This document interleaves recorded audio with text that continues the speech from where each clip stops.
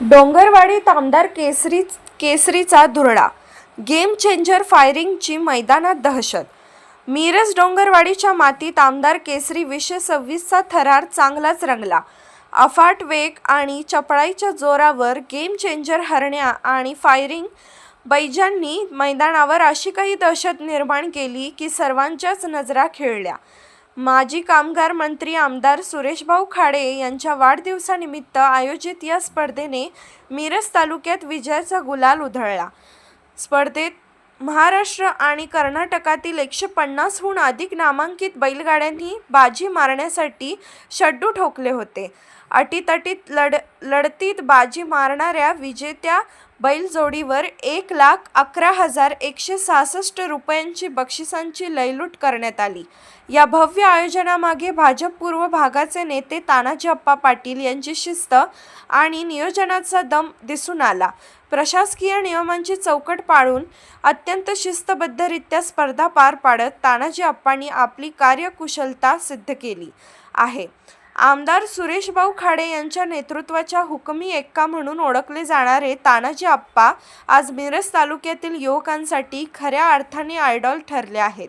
स्पर्धेचे उद्घाटन आमदार सुरेशभाऊ खाडे यांनी त्यांच्या नातू श्लोक खाडे यांच्या हस्ते करण्यात आले. श्लोक खाडे यांच्या हस्ते विजेत्यांना गौरवण्यात आले. हे या सोहळ्याचे खास आकर्षण ठरले. यावेळी भाजप अल्पसंख्याक प्रदेश सचिव फारुख जमादार, उमेशभाऊ पाटील, बाळासाहेब होणमोरे, सरपंच मारुती जमादार, काकासाहेब धामणे, विष्णुपंत पाटील, परसराम नागरगोजे, दीपक शिंदे, राजू माने, मोहन शिरदवाडे, राहुल सावंत, पिंटू नाईक, रामकृष्ण आवटे, दिगंबर जाधव यांच्यासह हजारो कार्यकर्ते आणि बैलगाडा प्रेमी उपस्थित होते.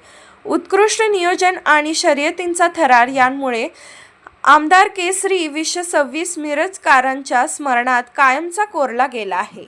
आज मिरज तालुक्यातील डोंगरवाडी गावी डोंगरवाडीचं कुलदैवत म्हसोबा यांच्या यात्रेनिमित्त आणि औचित्य हेच होतं की माझ्या वाढदिवसाचं निमित्त होतं.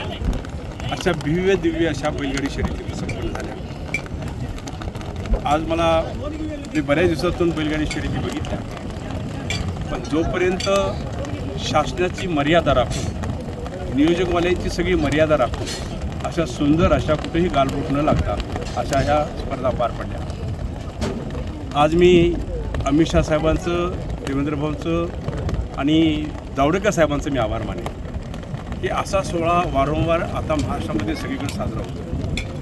ज्यावेळेला काँग्रेसचं राज्य होतं त्यावेळेला ह्या स्पर्धा बंद झाल्या होत्या. त्यानंतर जावडेकर साहेबांनीही प्रयत्न केला, मान्यता मिळवली, पण काँग्रेसच्या लोकांनी काय रिप्लेसिंग केलं आणि परत त्या बंद पडल्या. पण ज्यावेळी अमित शहांच्याकडे आम्ही सगळे निवेदन केलं त्यावेळेला ह्या बैलगाडी शर्यती परत आता जोमानं चालू झाल्या. फक्त शासनानं, कोर्टानं जे निर्देश लावून दिलेले त्या निर्देशामध्ये जर गाड्या व्यवस्थित केल्या, बैलांना जर संरक्षण दिलं, सगळ्या जनतेनं त्यामध्ये जर आपण सगळं स्वतःहून लक्ष दिलं तर ह्या गाड्यांच्या बैलगाडी शर्यती कायमस्वरूपी राहतील. त्याबद्दल मला काही शंका वाटत नाही. आज हे मैदान झालं, आज दुपारी भर उन्हात हे मैदान झालं, पण लाखो लोक इथं ह्या आले होते. त्यामध्ये आमचे सहकारी मित्र हे तानाजी पाटील, हे आपले सलगरचे नेते आहेत, आपल्या पश्चिम भागाचे इथले नेते आहेत. त्यांनी हे ते नियोजन केलं. त्यांच्याबरोबर राजू माने असतील, त्यामध्ये दीपक शिंदे आहेत, नेताजी गर्दे आहेत, बाकी सगळ्यांनी कार्यकर्त्यांनी मिळून ही स्पर्धा इथं आयोजित केली.